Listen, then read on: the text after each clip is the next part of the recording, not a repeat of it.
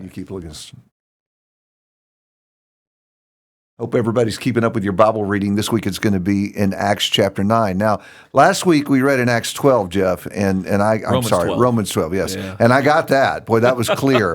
I'm looking at Acts 9 and I'm thinking, yeah, I'm not sure where Jeff is going. Why Acts 9 for a reading that's focused on being zealous for good deeds? Yeah, well, a little bit of a different angle. You know, the story of the conversion of Saul, who becomes Paul, which is what Acts 9 is about. That story is a strong reminder to us that just because we think we're doing good in God's eyes, we may not actually be doing good, right? That's the power of Saul/Paul's story. He's on his way to Antioch. He's got permission from the Jerusalem religious authorities to persecute Christians there and even bring some back to Jerusalem for trial. And Paul, in good conscience, thinks he's serving God in this. And it turns out with the Damascus Road encounter of the glorified Christ that he's actually doing the exact opposite. He's doing great evil. So it's a little bit of a different angle, different twist this week. Yeah, and think about the things he had to sort of back up the notion that he was doing the right thing. I mean, this isn't a guy that's freelancing. No. He's working under the authority of the high priest and has the endorsement of the religious establishment. Yeah. And then factor in as well that he's not doing this in a half-hearted way. This guy is passionate. Oh, yeah. He is enthusiastic. Committed to God. And yes, that's exactly right. Committed to God. Convinced absolutely that he is doing the right thing. And so I do think that's really critical for us to think about. Yeah. Just the frightening possibility of being all in. Yeah. Of feeling like he got the endorsement of important religious people, and you can have all of that and be absolutely wrong. When the larger religious world agrees with you, beware. I mean, well, and then there's something to that. I mean, in the Bible, often the majority is often mistaken, even when the intentions are good.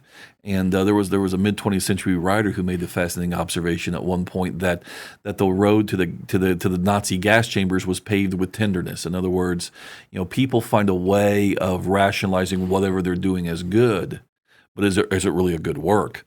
And so yes, Saul is a stark reminder that we need to make sure we do understand what God considers good. And are working in ways that he finds acceptable, not that makes sense to us or fit within our larger religious culture. Well, because what he wants Saul to do is going to be completely counterintuitive for him, not at all what he would have imagined. But I want to go back just for a minute and touch on this idea that he absolutely is convinced he's right, and it isn't until he hears Jesus. Yep.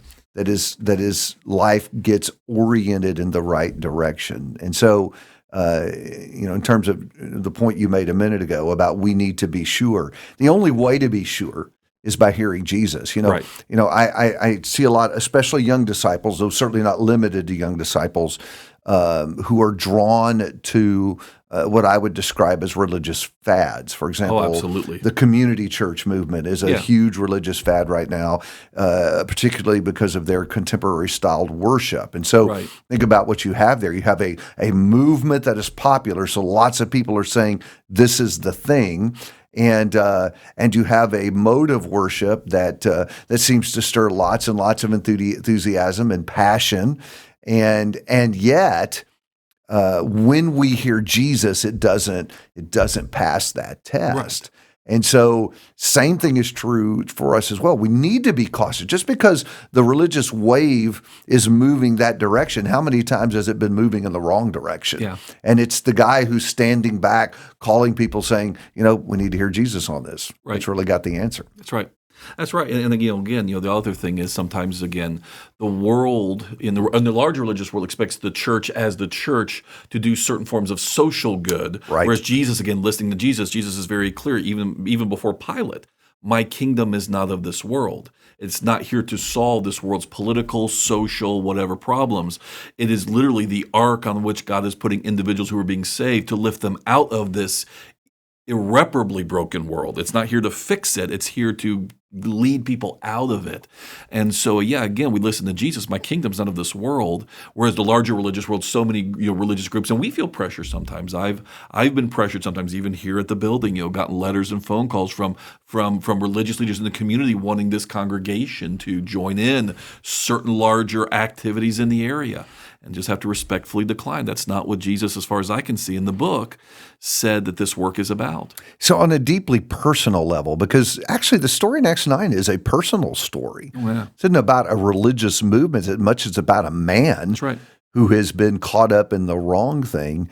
And the impressive thing about Saul is he hears Jesus, and he adjusts his path to agree with Jesus. So I think as we pursue good works, to me, that's the key to knowing we're doing the right thing, is to take our cue from Jesus, resist the religious fads that come along, and just walk with him and do our thing. And in that, we can know that we're pleasing him.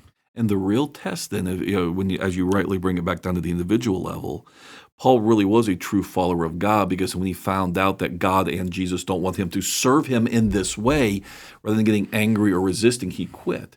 And sometimes, you and I both know people get a little bit upset when they find out that their preferred way of serving God is not actually acceptable to God when we read in the book carefully and thoroughly.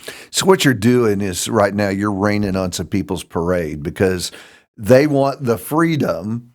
If they decide something is a good work, don't mess me up by trying to put barriers around that or limits around it. I don't want any obstacles in my way. I just want to do what I think is the right thing to do. And so again, you're kind of raining on people's parade, saying, but not so fast. Just because I'm excited about it and other religious people are on board with it doesn't mean it's the will of Jesus. Absolutely. Acts 9 is a great example of that. So ponder that as you spend some time reading in the chapter this week.